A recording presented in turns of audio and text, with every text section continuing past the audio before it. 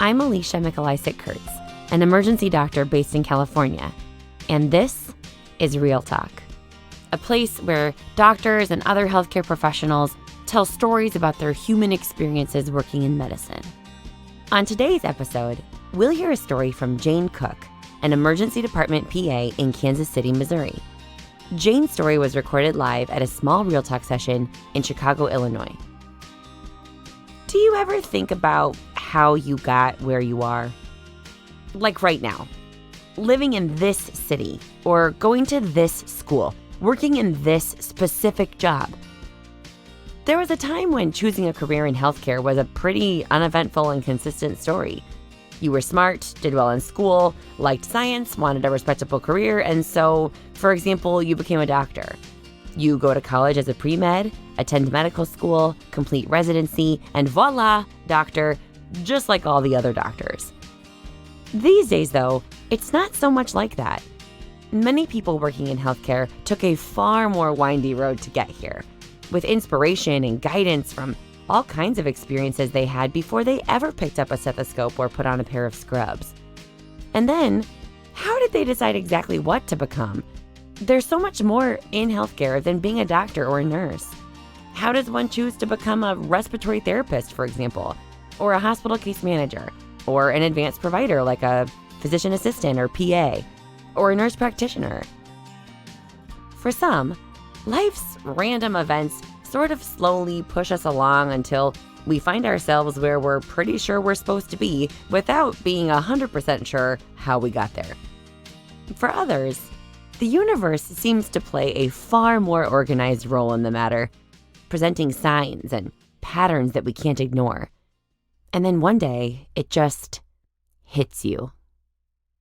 This is Jayne's story.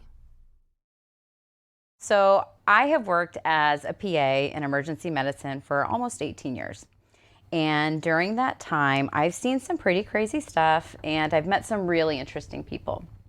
But I have the hardest time remembering particular cases or patients unless reminded by a colleague, nurse, tech, or an impressionable scribe. I've started calling this condition healthcare-associated dementia. Since I suffer from this condition, when asked to look back at memories from medicine, I can only really remember the people or moments that affected me over the years. Like this one time, I shoved a beef bone up my nose at the age of 2. Okay, so I don't personally remember this one, but when I was younger, my parents would take every single opportunity to tell my friends how hilarious it was that I had to be put in a straitjacket just to get the bone out. This became known as my first experience as a patient, and a combative one at that. Another fun memory was last summer while I was visiting friends in Austin. I woke up feeling like I probably had appendicitis. It was so surreal, and I was actually in such denial about this that I got on an airplane and flew home. Luckily, between the fever, the abdominal pain, and the lack of appetite, I was able to keep myself NPO, so when I got off the plane, I was able to get my appendix out within a couple of hours. What's a little leukocytosis of 19,000 anyway? But my most meaningful memory, of course, was the day that I realized that I wanted to become a physician assistant. It was the fall of 1996, and I was walking to a biology class on the University of Nebraska campus when I was struck by a car. I don't remember the accident, but I know I was a trauma activation at Lincoln General Hospital. A man stood over my head and introduced himself as Dale, the PA working in the ER that day. A PA? In a strange coincidence, just the day before, my mother had mentioned this as a healthcare career option that I had never heard of. You see, I knew I wanted to go into the healthcare field, but my mom, an ICU nurse of over 20 years, had forbidden me from being a nurse. I was a smart kid with an interest in healthcare who wasn't allowed to go to nursing school. So I declared biology as my major with a pre-med emphasis. It became pretty clear, though, that I did not want to go to medical school, but I didn't know what else there was. So here I was, with no clear direction of where in healthcare I belonged. My mom had just told me about physician assistants, and now I just happened to be meeting a real life PA, it was a sign. I was convinced the universe wanted me to become a physician assistant. So, as I laid there, boarded and collared, being stripped, stickered, and poked with needles, I seized the opportunity. Dale, the PA, would ask me questions about my medical history, and I'd ask him where he went to PA school. He'd ask about drug allergies, and I'd ask him what his favorite part about being a PA was. Yes, I realize now how annoying I must have been, but he was so patient and gracious and kind and allowed this to go on for a while, allowing me to finally come to the conclusion that this guy was kind of a badass and I wanted to be just like him. I left the ED that evening with a stable pelvic fracture, a concussion, multiple large hematomas, missing a chunk of my right ear, and thanks to Dale the PA, with a clear focus of what my future in medicine could be. You're looking at my ear right now, aren't you?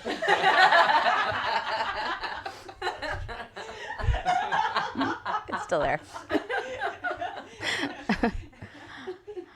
I changed my emphasis from pre-med to pre-PA studies, started shadowing, and applied to PA school in the next application cycle. I was accepted to the school of my first choice on my very first attempt. What? Another sign. This was my destiny. I completed PA school and accepted my first job in rural Wyoming. I was hired to work in the ED, which was staffed 24/7 by PAs with on-call physician backup. I remember walking onto every single shift absolutely terrified, worried that someone was going to die. And then, another memorable moment, I had my first code. She had walked in with complaints of thigh pain, and during her evaluation, she had an episode of dyspnea that improved with supplemental oxygen. So I started a cardiopulmonary workup. But within 20 minutes, we were coding her, and within an hour of that, she was dead.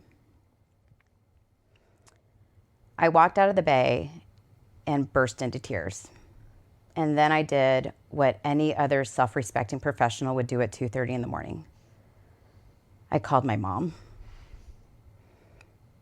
I finished my shift, went home, and proceeded to cry for another day, not really sure how I was going to walk back into that hospital in just 36 short hours. I thought about Dale the PA a lot in the following days. Surely he too had had similar experiences, and he probably hadn't cried at work or called his mom. What was I doing? Well, I decided I should go back to work, and the strangest thing happened. The fear I'd experienced before every shift was now gone. I was strangely calm, and I realized that the worst thing I thought could happen already did happen. And now it was behind me and something I had definitely learned from. About a year later, I was at a state conference and I saw Dale the PA. I was so excited to tell him how my encounter with him in the ED had influenced my decision to become a PA, and how I too was now working in the ER, and what a mentor he had been to me. But I completely chickened out. I think I was starstruck. Nevertheless, the universe spoke to me again. And a few years ago, I was in Key West at a CME course, and you'll never guess who was sitting 2 rows in front of me and on the other side of the room. Seriously? No guesses? It was Dale the PA. During one of our breaks, we happened to be at the same refreshment station. Okay. So I might have been slightly stalkery and maneuvered myself to be near him. Regardless, I mustered up all the courage I had to introduce myself and told him everything I had wished I told him all those years before. It felt amazing to talk to this PA who I had looked up to for all these years, who for my entire career had been a pinnacle of what a physician assistant is, and who unknowingly helped me surmount some of my biggest career obstacles. He did not remember me.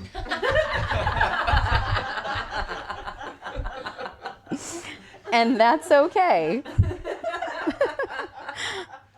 But I remember him and that life-changing day. I also determined that he too must suffer from the condition of healthcare-associated dementia.